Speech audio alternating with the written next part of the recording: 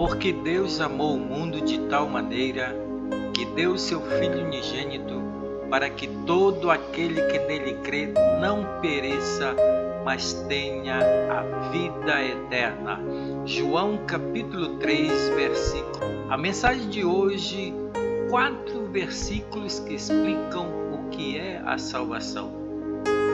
A salvação, meu amigo, em Jesus Cristo, é a mensagem principal do Evangelho. Mas o que isso significa? Precisamos ser salvos do quê? Por que a salvação é tão importante? A Bíblia nos explica. Primeiro, a salvação do pecado. Esta afirmação é fiel e digna de toda a aceitação. Cristo Jesus veio ao mundo para salvar os pecadores, dos quais eu sou o pior. 1 Timóteo capítulo 1, versículo 15. O grande problema do mundo é o pecado. Todos cometemos erros e esses erros estragam nossas vidas. Quando pecamos, nos tornamos escravos do pecado. Jesus veio para nos salvar de nossos pecados, apagando nosso passado na cruz e nos dando uma vida nova guiada por Deus. Segundo, salvação da condenação.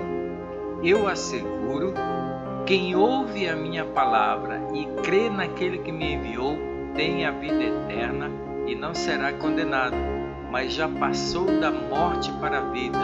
João capítulo 5, versículo 24. O pecado traz condenação. Merecemos ser castigados por nossos erros, mas Jesus nos ama tanto que Ele levou o castigo em nosso lugar. Jesus salva da condenação do pecado. 3. Salvação da morte. Pois o salário do pecado é a morte, mas o dom gratuito de Deus é a vida eterna em Cristo Jesus, nosso Senhor.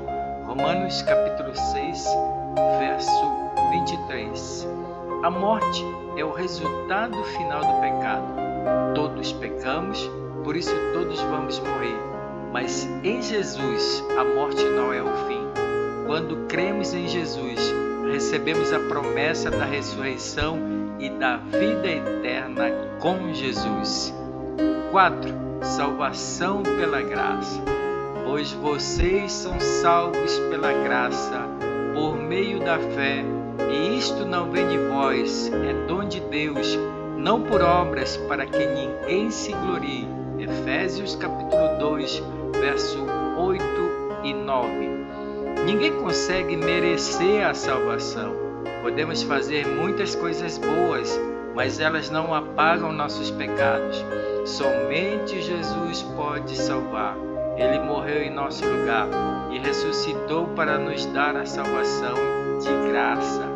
Tudo que nós podemos fazer é crer nele e entregar nossas vidas a ele. E Jesus nos salva do pecado, da morte e da condenação. Você já entregou sua vida a Jesus e recebeu a salvação?